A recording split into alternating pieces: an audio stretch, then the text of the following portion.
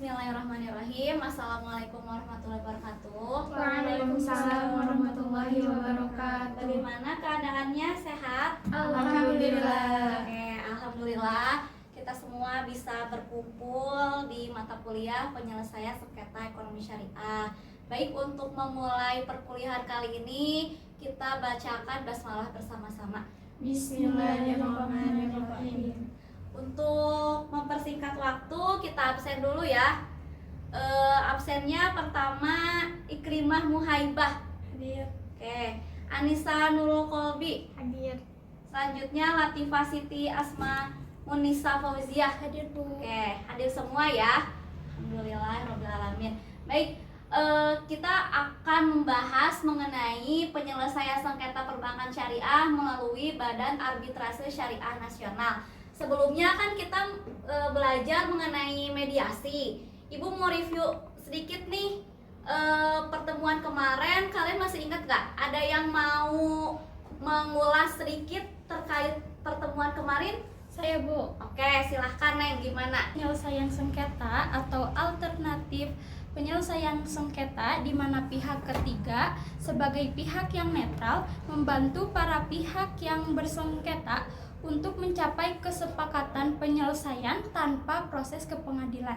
Oke, jadi itu ya, kita review sedikit karena materi kemarin itu dengan materi sekarang itu ada kesesuaian gitu. Ibu akan menjelaskan dulu benang merah dari materi sebelumnya dengan materi sekarang. Jadi sebenarnya di penyelesaian sengketa ekonomi syariah ini kan kalian itu akan menjadi salah satu profil lulusan itu kan kalian akan menjadi praktisi ekonomi syariah, yang mana praktisi ekonomi syariah itu kalian bisa menjadi hakim, advokat, dan salah satunya itu menjadi mediator atau arbiter gitu ya, baik swasta atau misalkan di pengadilan. Nah, makanya kalian mempunyai atau harus mempunyai pengetahuan mengenai ini. Tadi apa yang disampaikan sama Neng betul, bahwasannya mediator itu adalah orang yang mana orang itu pihak netral, orang yang berpihak netral di mana untuk membantu menyelesaikan kedua orang atau kedua belah pihak yang sedang bersengketa. Tahu kan kalau sengketa ekonomi itu kan bisa di bisnis, bisa juga di perbankan gitu. Di perbankan kayak gimana? Misalnya di perbankan itu ada nasabah yang telat membayar setoran gitu ya ke bank. Nah, terjadilah sengketa. Nah, mediator atau arbiter inilah yang nanti menyelesaikan bagaimana baiknya itu. Jadi kalau misalkan perjanjian bisnis itu nggak harus ke pengadilan negeri gitu ya, karena kita bisnisnya syariah itu bisa oleh arbitrase gitu, melalui arbitrase atau melalui proses mediasi begitu ya. Nah, kita akan membahas mengenai penyelesaian sengketa perbankan syariah melalui Badan Arbitrase Syariah Nasional. Oke, ini ya pengertian. Pengertian arbitrase itu adalah suatu perdamaian atau merupakan suatu peradilan perdamaian di mana para pihak yang bersengketa atau berselisih menghendaki perselisihan mereka tentang hak-hak pribadi yang dapat mereka kuasai sepenuhnya. Nah, jadi itu ya.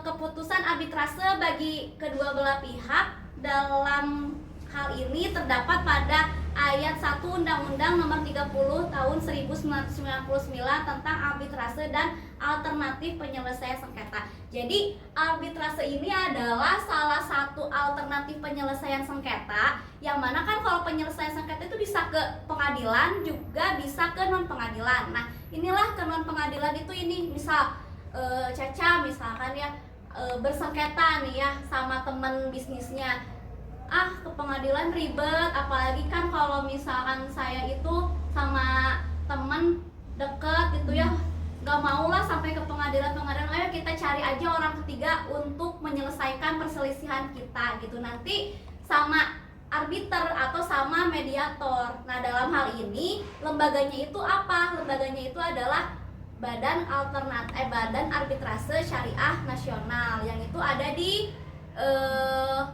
tingkat provinsi, di bawahnya di bawah apa? Di bawah MUI gitu ya. Jadi nanti kalau misalkan kalian amit-amit gitu ya berselisih dengan teman, tapi kan kalian harus tahu nih apa sih namanya ilmunya itu kayak gimana, teorinya kayak gimana. Oke, coba Neng baca ini sampai ini aja satu paragraf aja. Arbitrase menurut para ahli. Arbitrase menurut Subekti adalah penyelesaian atau pemutusan sengketa oleh seorang hakim atau para hakim berdasarkan persetujuan bahwa para pihak akan tunduk pada atau menaati keputusan yang diberikan oleh hakim yang mereka pilih. Oke, jadi arbitrase itu bukan tiba-tiba begitu saja gitu ya. Tadi pertama Ibu jelaskan ada dasar hukumnya. Terus ada juga menurut para ahli. Pak Subekti ini, Profesor Subekti ini adalah salah satu ahli hukum yang mana arbitrase itu adalah penyelesaian atau pemutusan sengketa oleh seorang hakim atau para hakim berdasarkan persetujuan bahwa para pihak akan tunduk atau menaati keputusan yang diberikan oleh para hakim yang mereka pilih. Jadi tadi ya, mediator sama arbitrase itu ada kesamaan, yang mana sama-sama seorang ahli gitu kan, yang mempunyai keahlian untuk menyelesaikan atau mendamaikan kedua belah pihak yang sedang bersengketa gitu. Karena untuk penyelesaian sengketa ekonomi ini sebenarnya bukan di perbankan aja gitu ya. Misal kalian sengketa ahli waris gitu kan, yang mana ahli waris kan berbicara mengenai materi gitu ya, bersengketa. Nah, kalau misalnya karena keluarga nggak mau gitu sampai ke pengadilan, ya kita bisa mencari alternatif penyelesaiannya itu dengan mediator atau arbitrase gitu ya. Nah, selanjutnya untuk arbitrase menurut Frank L. Corey atau Edna L. Corey mengatakan bahwa arbitrase merupakan proses yang mudah atau simpel.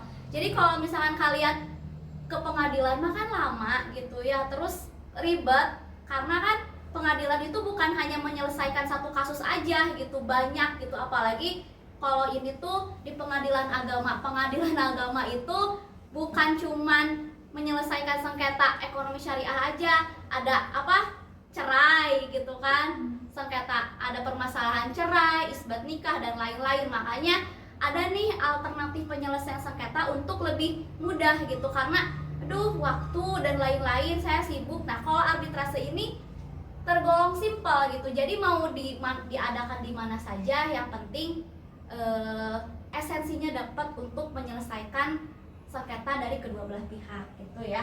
Nah, tetapi putusan ini tuh final dan mengikat. Jadi misalnya ibu bersengketa sama B, tiba-tiba udah sama Neng Caca nih ya, oke sudah diputuskan ya, kita akan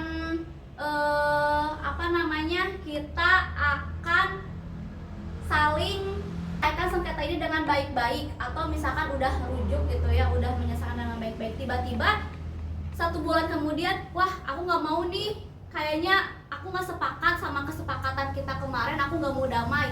Nggak bisa gitu, karena sudah final dan mengikat gitu. Nggak bisa tiba-tiba nggak mau, aku pengen ganti rugi lagi, nggak mau gitu. Nggak bisa, karena sudah diputus oleh juru pisah yang netral sesuai dengan pilihan mereka, di mana keputusan berdasarkan dalil-dalil dalam perkara tersebut. Para pihak setuju sejak semula untuk menerima putusan tersebut secara final dan mengikat. Jadi nggak bisa gitu ya. Kalau di pengadilan kan bisa banding gitu kan, banding lagi, aku nggak setuju nih, aku mau banding. Kalau di sini nggak bisa gitu ya. Nah, ini ya, menurut Undang-Undang Nomor 30 1999 tentang arbitrase dan alternatif penyelesaian sengketa umum, pasal 1 huruf 1, arbitrase adalah cara penyelesaian suatu sengketa perdata atau di luar pengadilan umum yang didasarkan pada perjanjian arbitrase yang dibuat secara tertulis oleh para pihak yang bersengketa. Jadi si penyelesaiannya tuh ada surat perjanjian lagi gitu, bahwasannya akta kesepakatan ibu dan si B itu sama-sama untuk bersepakat berdamai gitu ya, tanda tangan. Gak bisa tiba-tiba enggak bu, saya mau gak bisa nih, saya nggak terima, padahal dia itu sudah tanda tangan di atas materai, nggak bisa kayak gitu ya. Nah, terus apa Basarnas? Basarnas ini adalah Badan Arbitrase Syariah Nasional yang dapat menyelesaikan sengketa perdata atau muamalah Islam dengan memutuskan suatu keputusan hukum atas masalah yang dipersengketakan dengan cara tahkim. Nah, oke, itu ya, sampai di sini ada yang mau bertanya? Silahkan. Oke, dari Caca dulu. Gimana, Caca? Baik, perkenalkan nama saya Anissa Nurul Kolbi, izin bertanya. Mengapa belum ada badan arbitrase di kabupaten atau kota? Padahal sengketa itu di perbankan sudah banyak ditemukan. Oke, kenapa arbitrase itu baik ya? Betul bahwa arbitrase di sini hanya ada di bawah MUI, MUI-nya tuh MUI pusat. Karena apa? Basarnas ini merupakan badan arbitrase sengketa syariah nasional yang mana ini adalah alternatif gitu kan. Selain cara ini tuh masih banyak cara lain. Seperti apa? Ada di pengadilan agama kalau sengketa ekonomi syariah, juga ada di mediator gitu kan. Ada pakai mediasi juga punya lembaga tersendiri. Selanjutnya kalau kita Islam itu kayak ada asulhu, di mana ya udah perdamaian oleh keluarga gitu. Tapi kalau untuk yang mengikat dan final dan banding tadi gitu ya, bersifat binding dan final, itu ya harus ke Basarnas memang gitu kan, belum ada di kabupaten kota. Tetapi karena tadi ya simple gitu, sebenarnya bisa aja kita daftar melalui online karena bisa lebih simple gitu. Kalau di kabupaten kota itu bisa lebih simple, jadi kan nanti ada ya akun Basarnasnya, nanti bisa diakses gitu, nanti tinggal daftar aja. Nah, penyelesaian sengketanya itu bisa pakai Zoom gitu. Nah, mungkin untuk di pertemuan akhir bisa di akta kesepakatan hitam di atas putih oleh kedua belah pihak gitu ya. Gimana, Cak? Sudah paham, terima kasih. Oke, ada lagi siapa, Neng? Perkenalkan, nama saya Ikrimah Muhaibah, izin bertanya. Bagaimana cara untuk menjadi arbiter? Oke, cara untuk arbiter atau mediator itu sebenarnya dia itu kan adalah profesi ya, dimana beda gitu. Kalau kita itu kan sarjana hukum, itu adalah gelar akademik gitu ya, terus ada juga sarjana pendidikan, gelar akademik. Kalau misalnya di pendidikan itu kan kalian tahu sertifikasi guru atau di bawahnya, di belakang nama itu GR gitu ya. Nah, kalau di sini itu ada sertifikat arbiter atau sertifikat mediator, yang mana nanti kalian sekarang nih kan udah dikasih nih pengetahuan awalnya. Untuk menjadi praktisi itu harus pelatihan lagi. Nanti mungkin Ibu akan share ke kalian bagaimana cara atau apa ya, simulasi untuk bagaimana sih menjadi arbiter gitu. Karena kalau untuk praktisi mah bukan hanya teori saja ya, tapi prakteknya juga harus bisa. Nih ya, Ibu kasih video nih ya. Nih, kita sedikit aja video mengenai dalam perkara yang dimediasikan dan sesuai dengan pasal 4 penguasaan oleh itu ya. Nah, untuk selanjutnya Ibu kembali ke PowerPoint. Nanti di sini juga Ibu berikan link videonya, kalian bisa link dan juga bisa membaca lagi PowerPoint yang ada dari Ibu. Terus kita akan tugas kelompok ya. Tugas kelompoknya itu buatkan kasus mengenai perkara ekonomi syariah, harus jelas kasusnya apa dan yang diperkarakannya mengenai apa gitu. Misalkan tadi sengketa waris atau misalkan di perbankan atau bisnis gitu. Jelaskan bagaimana cara mengenai prosedur berperkara di Basarnas, langkah-langkah dari awal pendaftaran hingga terjadi putusan. Tadi ya bisa dilihat, kalian bisa pelajari videonya. Selanjutnya peragakan nanti simulasiin di kelas gitu ya, di pertemuan selanjutnya. Silakan melihat YouTube. Nah, ini nanti Neng di sini buat aja 2 kelompok gitu ya. Gimana? Ada yang mau ditanyakan lagi sebelum kita tutup untuk tugas? Kan sudah cukup. Terima kasih atas waktunya. Mudah-mudahan apa yang Ibu sampaikan kalian tidak merasa puas dan kalian pun mencari lagi gitu ya, karena sejatinya Ibu hanya sebagai fasilitator untuk kalian dan kalian sendirilah yang mencari ilmu itu gitu ya. Nah, karena sekarang itu banyak banget ya, kalian bisa mengakses itu di mana aja, bisa di YouTube, di book, di e-book, dan di jurnal-jurnal gitu lah. Tidak usah pakai buku paket atau buku fisiknya gitu ya. Oke, terima kasih atas waktunya. Kita akhiri dengan pembacaan alhamdulillah bersama-sama, juga pembacaan akhir majelis. Alhamdulillahirrahmanirrahim. Subhanakallahumma wa bihamdika asyhadu an la ilaha illa anta astaghfiruka wa atubu ilaik. Baik, terima kasih. Wallahumma muwaffiq ila aqwamit thoriq. Wassalamualaikum warahmatullahi wabarakatuh. Waalaikumsalam warahmatullahi